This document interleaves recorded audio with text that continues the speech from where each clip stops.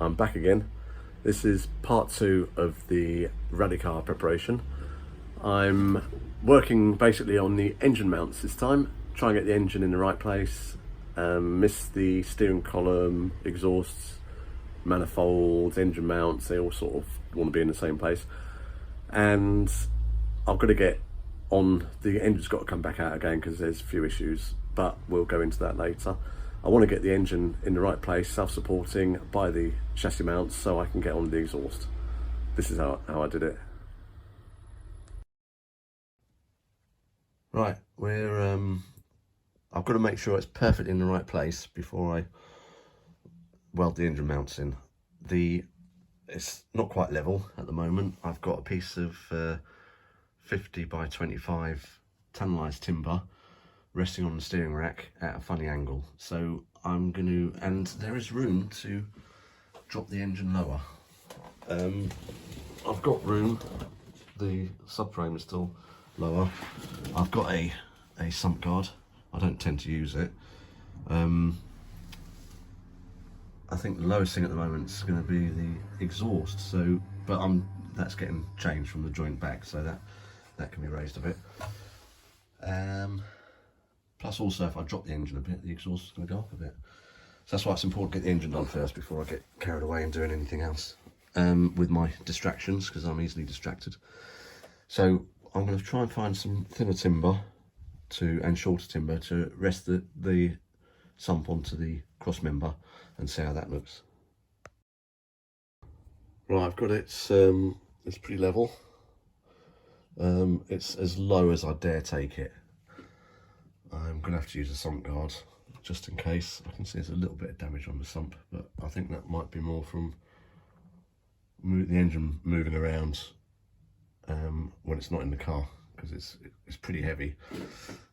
I've just got some 25 by 50 timber with a couple of steel spacers underneath just to get it to the right height. I think what I'm going to do with this engine mount is cut that tube off so that I can get one straight tube going to the chassis mounts. That will sort that one out. So I'm going to start on that now. Right, that's the one of the plates that's going to hold the bushing for the engine mount. I've just welded a washer onto the side of it. It just makes things a lot easier lining it back up afterwards. So anything that helps, especially if you're in a rush, trying to get it in and out. This is the exhaust manifold side, and I've welded a captive nut on the back because obviously with the rubber bushing on the engine mount, I'll have to get some way of earthing the engine. So I'll just use a strap going to that.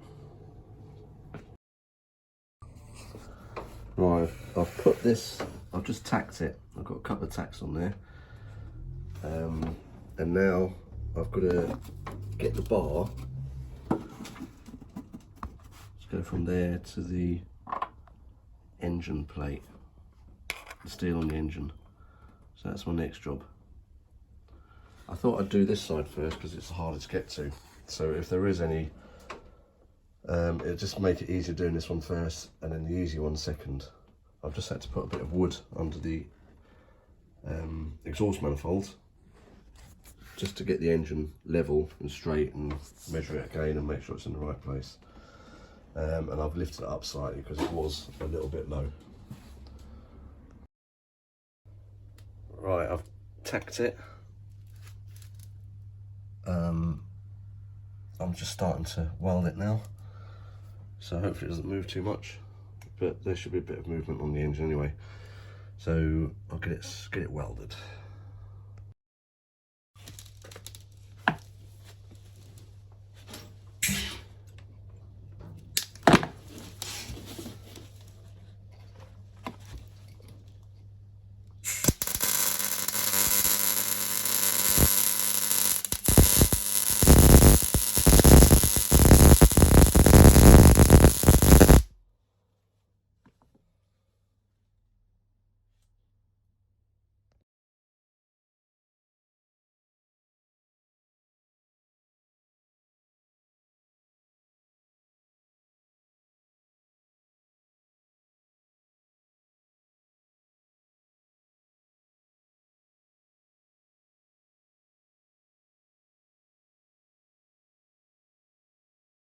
Yeah, I've just ventured into the other garage, which is even more cramped than the one I'm working in.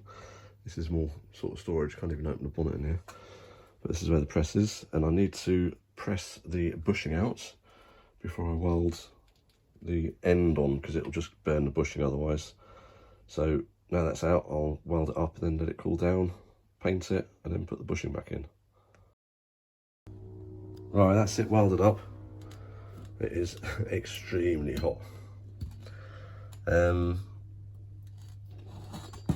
It's not going to fall off, I don't think. It's got some good penetration in there. I probably should go and, whilst it's still warm, it'll be easier to put the bushing back in, but I think it's just too hot at the moment. It is really hot. But once I've bolted that on, then the other one's a lot easier to get to, so I can just drop it into place, tack it, and do the same with that. And hopefully this one hasn't moved too much.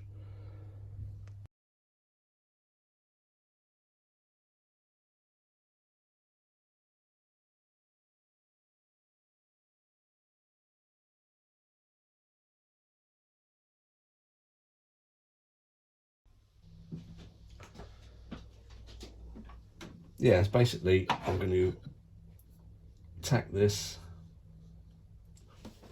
to the engine mount and to the chassis, and then I can take it apart and weld it properly. It's you know, it's pretty thick stuff, and it's quite good to weld because you can get some good heat into it. So tack it on, that'll be my next job. I think I might have to move the fuel filter before I start getting the welder out. Well, that's welded up, painted, paint dried pretty quick. The engine's going to come out again because of clutch issues, but we'll go into that later on. At least now the engine's supporting itself on the both the chassis mounts, and I can take the jacks off from underneath and carry on. I can work on the exhaust now. So that's the engine mounts done. Right, that's this mount on. It's a bit hard to see in there, but we seem to have good clearance around the exhaust, plenty around the steering column.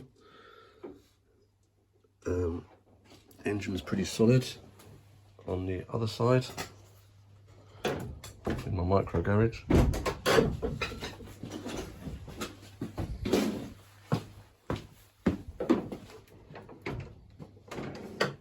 That's all done. It's all bolted in. It's all supporting itself now. Nothing propped underneath it. It's where it wants to be. I've welded these brackets on, but the engine's going to come out again. It's a clutch related issue. We'll go into that later. So once that comes out, I can clean those up, paint them, get them looking nice. It's all looking a bit messy in here. I think it needs a good clean. Right, that's it now for engine mounts done.